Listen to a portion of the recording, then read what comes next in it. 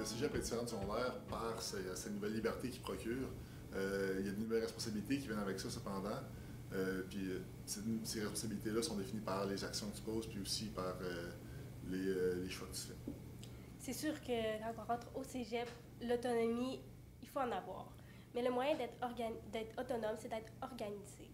Donc, c'est sûr que c'est une satisfaction personnelle, donc une plus grande liberté, puis une plus grande autonomie.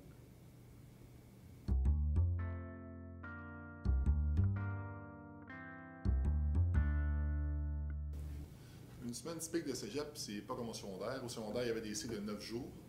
Puis maintenant, c'est des cycles de 5 jours, dans le fond. Ça y va par semaine. Puis, dans une session, il y a 15 semaines. Donc, puis, tout dépendamment du programme aussi, les horaires changent pour tout le monde. Donc, ça varie. Donc, concrètement, une semaine à quoi ça peut ressembler? Un lundi, tu peux avoir un cours de 8 h jusqu'à 10 h. Puis le mardi, tu peux avoir un cours de 8 h jusqu'à 17 h. Donc, il y a une certaine petite adaptation que l'étudiant doit faire.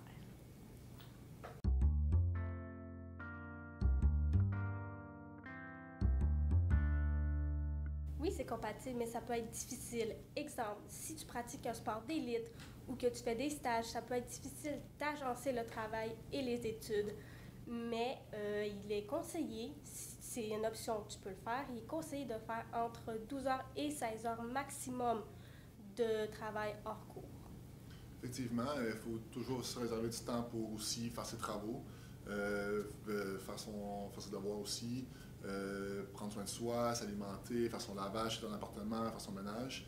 Aussi, pas oublier l'aspect social de la vie. Puis on n'oublie pas qu'un esprit sain, ça se tient dans un corps sain. Donc,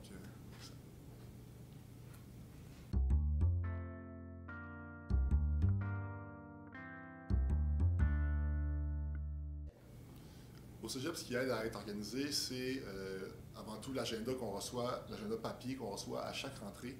Il est gratuit aussi. Donc ça aide à s'organiser. Aussi, le plan de cours que chaque enseignant remet aux étudiants à tous les premiers cours, d'où l'importance d'aller au premier cours de la session. Dans ce plan de cours-là, ce plan de cours contient les dates d'examen, leur valeur en pourcentage, tous les travaux de session qu'il faut remettre aussi. Donc c'est ça, il faut absolument les avoir. Donc moi, le premier conseil que j'ai à vous donner, c'est que vous avez votre agenda, vous avez les plans de cours, et là, vous allez, dans le plan de cours, justement, il y a des dates importantes, et là, vous allez prendre votre agenda et vous allez tout simplement indiquer les dates importantes, puis votre horaire est fait pour la session.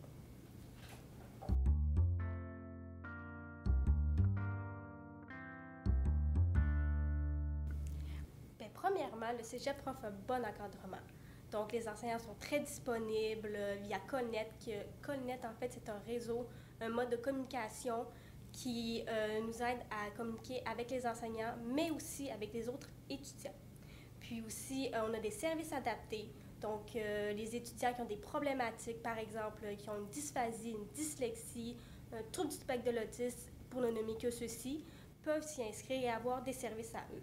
Il y a aussi le centre d'aide, que ça, c'est de l'aide que les enseignants offrent, donc en mathématiques, en philosophie et en français. Effectivement, il y a aussi tous les aspects entourant l'école, comme les aspects géographiques. Moi, je pense au fleuve, à la montagne du collège, juste à la région du Bas-Saint-Laurent, dans le fond.